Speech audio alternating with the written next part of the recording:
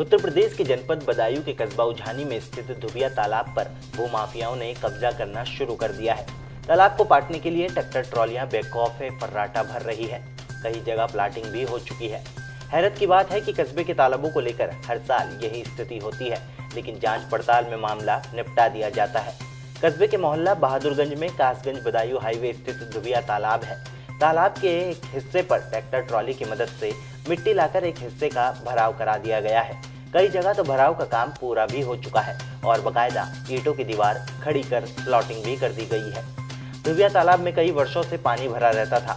आसपास के मवेशी और पक्षी यहाँ पानी पीने आते हैं। इसके अलावा यहाँ कपड़े भी धोए जाते हैं, लेकिन कुछ वर्ष दबंगों ने इसको चारों ओरों से कब्जा करना शुरू कर दिया है। नतीजन तालाब लगभग खत्म होता जा रहा है। इसके बाद भी जिम्मेदार चेतने को तैयार नहीं है। यह स्थिति तब है जब सर्वोच्च न्यायालय तालाबों के संरक्षण के कड़े आदेश दे चुका है। शासन की ओर से इस आशय के निर्देश आते रहते हैं, लेकिन माफिया बाज आने को तैयार नहीं है। तालाबों पर अवैध कब्जा किए जाने से वर्षा जल संचयन नीति को भी झटका लग रहा है। सरकार एक और जहां नीतियां बनाकर तालाब खुदवा रही है, वहीं दूसरी ओर भूमाफिया इसे पाट रहे हैं। कस्बे में तालाबों को पाटकर अतिक्रमण का खुला खेल खुलेआम जारी है।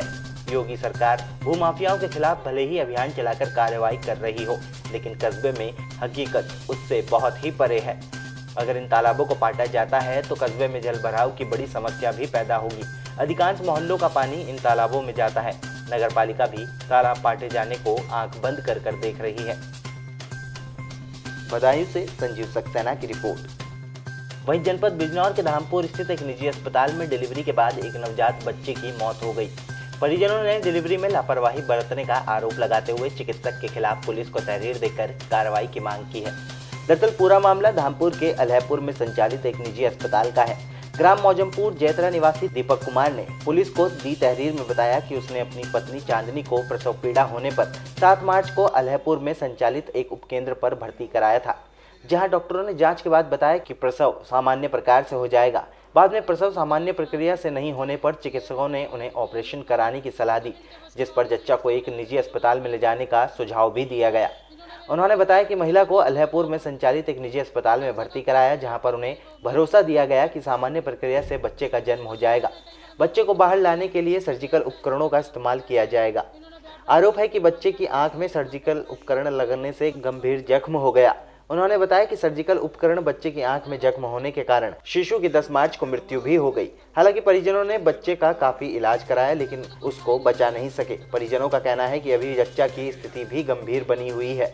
पीड़ितों का ये भी कहना है कि डॉक्टर की लापरवाही से उनके बच्चे की मौत हुई है। इस मामले में पीड़ित ने चिकित्सक के खिलाफ पुलिस को तहरीर देकर कार्रवाई की मांग की है। हमारी बहू की तबीयत खराब थी, डिलीवरी होने वाली थी, मैं ये लेकर आई। जब इनके बस की बात थी, मुझसे मना कर देते हैं, हाँ भाई हमारे बस की बात नहीं है। इन्होंने मेरी बहू के साथ में खिंचातानी करी, औजार मार दिए और कम से कम 20 मिनट तक मेरी बहू मेज पर पड़े रही। इन्होंने टक तक नहीं भरी मेरी बहू को। और फिर मैंने कही मगर मेरी बहू को उस पर लिटा दो, मेज पे उस पर क्या बेड पे। इन्होंने बेड पर नहीं ढूंढा, मेरे पास बेड काट ली। ये तुम्हारा बेड नहीं था तो मेरे बहू को तुम भर्ती करा दो। और मेरा बच्चा खत्म हो चुका। अच्छा, जो बच्चा पैदा हुआ था वो खत्म हो गया। कितनी देर बाद पैदा होने के? उसमें तो कुछ था ही नहीं, जिसका इन्होंने खिंचातानी करी उसके साथ। अच्छा, अब क्या कह रही डॉक्टर ने? अब डॉक्टर ने अपनी सफाई पेश कर रही है हमारे सामने। उधर संबंधित अस्पताल के संचालक का कहना है कि हमारे अस्पताल में किसी बच्चे की मौत नहीं हुई है। उन्होंने आरोप को गलत बताया। कोतवाली के प्रभारी निरीक्षक अरुण कुमार त्यागी ने पूरे मामले की जांच कर उन्हें कार्रवाई करने की बात कही है। हमारे अस्पताल में कोई बच्चे की डेथ नहीं हुई जी। डेथ जो है बिजनौर में मंगला हॉस्पिटल में हुई है जी। बच्चा यहाँ पे सेफली डिलीवर हुआ है जी। कोई इश्यूज नहीं थे जी। बाकी आपने जो है इन्फॉर्मेशन जो पार्टी है उनसे देख ली है। बिल्कुल सेफ एंड साउंड बच्चा पैदा हुआ है, कोई दिक्कत नहीं थी। बिजनौर से आकाश तोमर की रिपोर्ट। अब बात करते हैं उत्तराखंड की।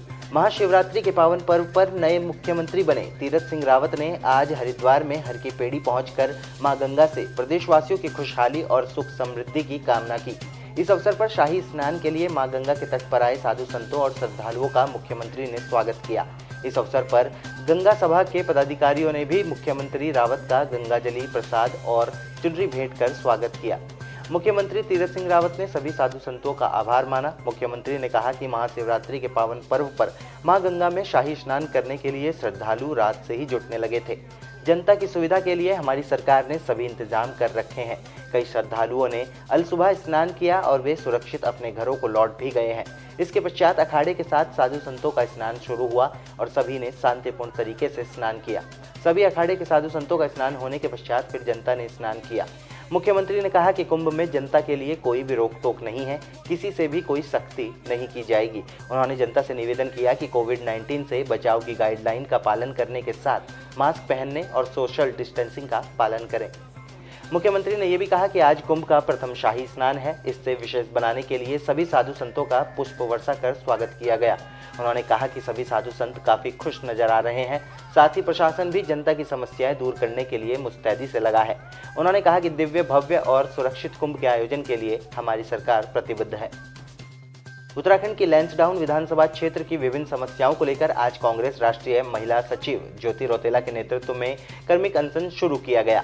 साथ ही गांधी चौक से तहसील परिषद तक एक विशाल रैली निकालकर सरकार के खिलाफ नारेबाजी करते हुए प्रदर्शन भी किया गया, जिसमें विधानसभा की सड़कों, शिक्षा, चिकित्सा से संबंधित सभी मांगों को लेकर उप जिलाधिकारी को ज्ञापन दिया गया। महिला कांग्रेस की राष्ट्रीय सचिव ज्योति रौतेला ने कहा कि आज सरकार के उठापटक के कारण आमरण अनशन को क्रमिक अनशन में तब्दील किया गया।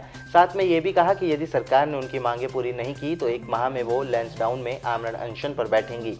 उन्होंने विधायक महंत दिलीप रावत पर आरोप लगाते हुए कहा कि उनके कार्यकाल को 9 वर्ष पूरे हो चुके हैं, कोई भी विकास कार्य क्षेत्र में नहीं हुए हैं। क्षेत्र की बिजली, पानी, शिक्षा, स्वास्थ्य समस्याएं जस की तस हैं। हमारे क्षेत्रीय विधायक सिर्फ महिलाओं और मंगल दल की महिलाओं का कार्यक्रम कराकर उनको अपनी ओर आकर्षित कर रहे हैं। लैंसडाउन विधायक का एक भी ऑफिस लैंसडाउन विधानसभा में नहीं है, बल्कि कोटद्वार में ही उन्होंने अपना कार्यालय भी बना रखा है। क्षेत्रीय विधायक यहाँ सिर्फ आयात किए हुए विधायक हैं।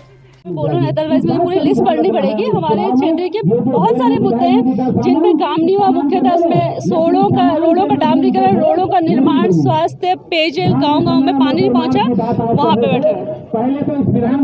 मेरी प्रतिक्रिया है कि मतलब मैं ये बोलना चाहती हूँ कि बीजेपी को ये पता चल गया है, भाजपा सरकार की, डबल इंजन सरकार को पता चल गया कि 4 साल से जिस आदमी को उन्होंने इस देश का, प्रदेश का मुखिया बनाया था, वो काम नहीं कर रहा था। मतलब उनको विश्वास नहीं था कि उस आदमी ने कोई काम किया, इसलिए उन्होंने इलेक्शन से 1 साल पहले चेहरा बदलने की कोशिश करी। लेकिन चेहरा बदलने से मैं बीजेपी की सरकार और उनके लोगों को बोलना चाहती हूँ कि चेहरा बदलने से जो आपने गड्ढे खोदे वो नहीं भर जाएंगे।